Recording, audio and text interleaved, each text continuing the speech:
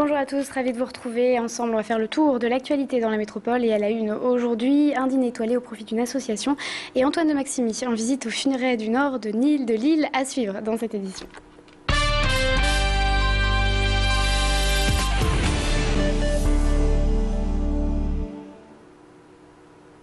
Mais pour commencer cette information, la ligne TER reliant Lille à Liège en passant par Ascq est tournée et complètement bloquée dans les deux sens.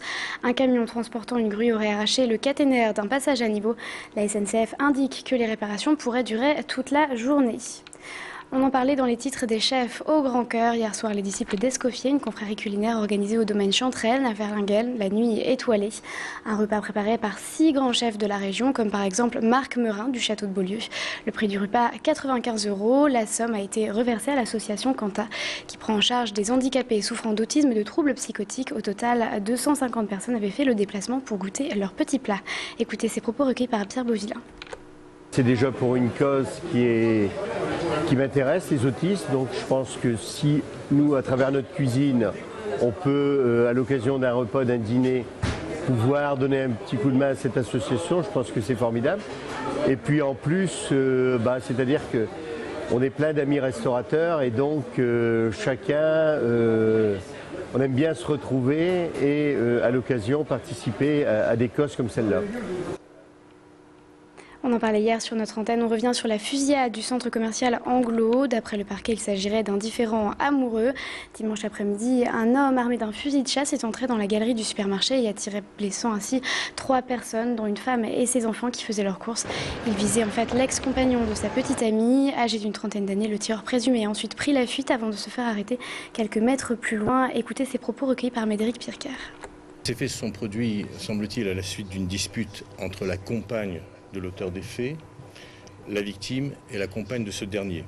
Donc il y a eu un échange assez vif entre ces 3 personnes et la femme de l'auteur des faits a alors appelé son ami au téléphone. Celui-ci est arrivé en voiture avec un fusil de chasse et ce fusil de chasse était chargé de 2 cartouches de chevrotine. Il est descendu de cette voiture, est entré dans la galerie commerciale et il a aussitôt tiré sur le jeune homme qui sortait à ce moment-là. Enfin, hier, la métropole a rendu hommage aux morts pour la France, victimes de la guerre d'Algérie, du Maroc et de la Tunisie. Pour la 9e année, une cérémonie était organisée. Un moment fort pendant lequel une gerbe de fleurs a été déposée place Riour à Lille. D'anciens militaires ont été médaillés. Les personnes présentes ont rendu hommage aux harkis et réconcilié les consciences à la veille du 50e anniversaire de la guerre d'Algérie. Écoutez ces propos recueillis par Pierre Beauvillain. Il a fallu se mettre d'accord sur cette date du 5 décembre. Ça a été fait à l'initiative de l'ancien chef d'État après consultation d'un comité. C'est important puisqu'à l'année prochaine nous serons le 50e anniversaire de la guerre d'Algérie.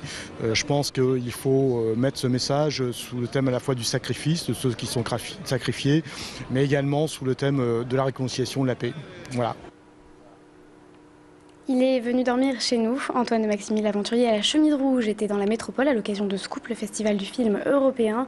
L'occasion pour lui de présenter son carnet de voyage, un livre dans lequel il raconte les rencontres faites à travers ses périples. Antoine de Maximi s'est laissé aller aux confidences devant nos caméras. Son livre, ses projets, ses aventures, il nous dit tout au micro de Tanguy Lécluse. Écoutez. Je suis très loin d'être une tête brûlée parce qu'avec tout ce que j'ai fait, je serais mort depuis longtemps. Entre autres, les histoires de descendre sur une corde dans un milieu d'un gouffre de glace qui fait 100 mètres de haut, où tu peux t'accrocher à rien parce que c'est du glaçon partout. Si t'es pas hyper prudent avec toutes ces choses-là, comme quand je filmais en moto, en Corse, sur les petites routes de Corse, avec moi j'ai une grosse moto qui fait 300 kilos, avec mon harnachement, ma caméra que je tiens comme ça pour me filmer moi en plus, tout ça en tenant le guidon d'une main alors que mon embrayage était pété. Bon, si t'es pas prudent, ça finit mal. Et autre rendez-vous cet après-midi, le maître du polar Douglas Kennedy sera au Furet du Nord cet après-midi, donc de 17h à 19h. L'écrivain américain vient y dédicacer son nouveau livre, Cet instant-là, roman d'espionnage où se mêlent amour et intrigue psychologique. C'est donc à partir de 17h au Furet du Nord de Lille. Depuis un mois, les salariés de l'entreprise Sonelis à Lille pédalent. L'entreprise a décidé de leur mettre à disposition un Vélil gratuitement. L'objectif est d'inciter les salariés de l'entreprise à laisser leur voiture au garage et d'utiliser un moyen de transport écologique, le vélo. Et ça roule. La plupart des employés arrivent désormais à vélo, idéal pour éviter les bouchons et faire un peu de sport avant d'aller travailler. Sonelis, dont le but est de sensibiliser ses équipes à l'environnement, a même installé des panneaux solaires sur son toit. Écoutez ces propos recueillis par Alexandra Gossin. En plus de l'esprit du Vélil, c'est un esprit d'équipe qui s'est développé aussi parce qu'on a téléchargé sur nos smartphones une application qui permet d'enregistrer nos résultats lorsqu'on vient en vélo à l'entreprise. Donc cette application sur les smartphones, grâce au GPS, enregistre le nombre de kilomètres qu'on a réalisé et le temps de parcours. Et ça a développé aussi un vrai esprit d'équipe entre les collaborateurs puisqu'on compare nos résultats.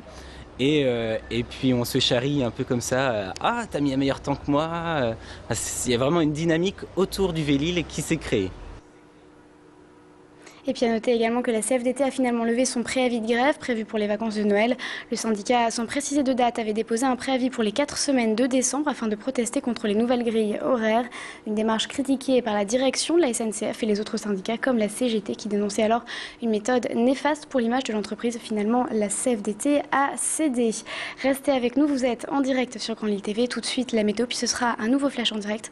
On va revenir sur cette journée de commémoration aux morts et puis on parlera également de cette entreprise Senelis où l'esprit écologique se mêle au travail. Restez avec nous, tout de suite la météo.